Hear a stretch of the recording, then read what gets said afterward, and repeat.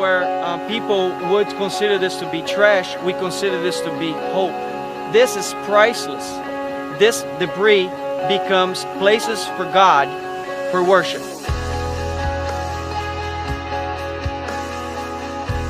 We're in Brazil and currently in Manaus. We were here on a mission trip. We've been here for about 10 days and we were here to just spread the word of God.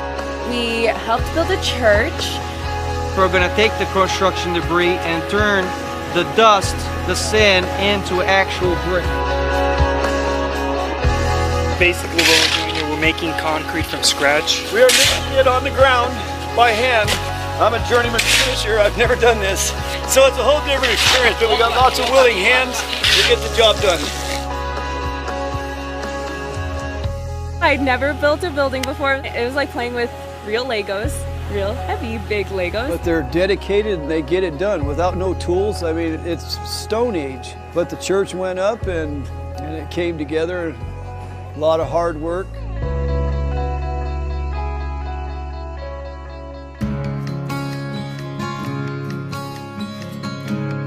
We visited a very poor little village. A lot of the houses were made out of available materials. It was heart-wrenching to see how they live. Open sewage running through the streets and little kids. I mean, little, 3, 4, 5-year-old kids running around barefoot in it, And we gave them just little trinkets and toys and gifts that kids over in the United States take for granted. Situation right here was that little kids were abandoned by their mother. And the dad has 4 kids. And in order to provide for the family, he has to work in João Pessoa, which is kind of far away from here.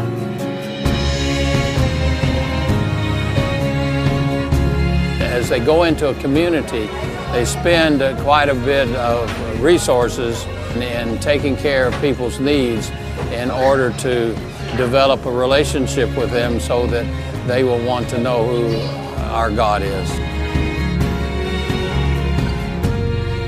So many people lined up, to get eye exams because they have no access to that otherwise. And then they would just smile when you put that perfect pair of glasses on them.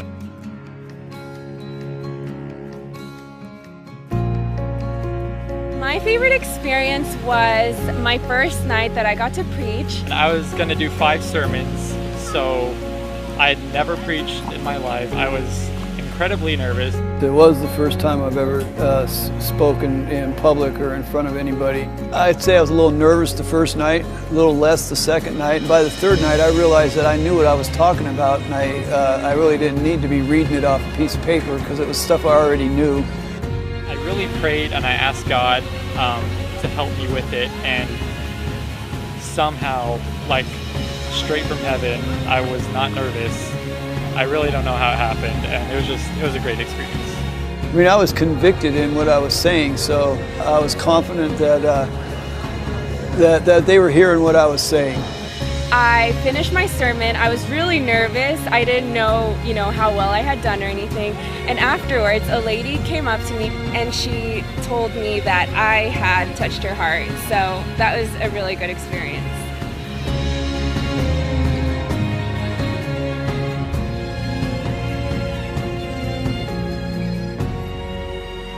Satan had told me that once I walked away from the church, I could never be forgiven. The drinking, the smoking, and constant fighting between us. When the meetings first started, it was very hard to get out of the house. The kids would stomp their feet and say, "I'm not going," but with time it got better and better. And this one would actually cry when it was raining and I said we couldn't go. When I was in the bottom of the pit, that's when I realized that Jesus is the one who can take you out of the pit. I'm extremely happy because my whole family decided to be baptized with me. I prayed many, many nights, and the biggest thing is that faith moves mountains, and this is proof of it.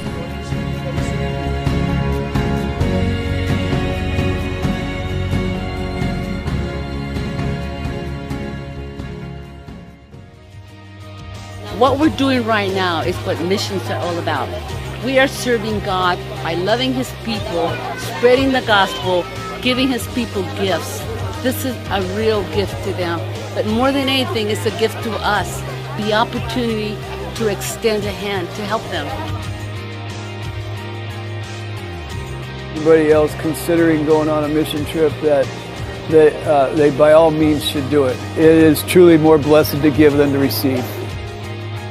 I've come to realize that He has a work for us, and we're the generation that's supposed to be telling people that He's coming and that He's coming soon.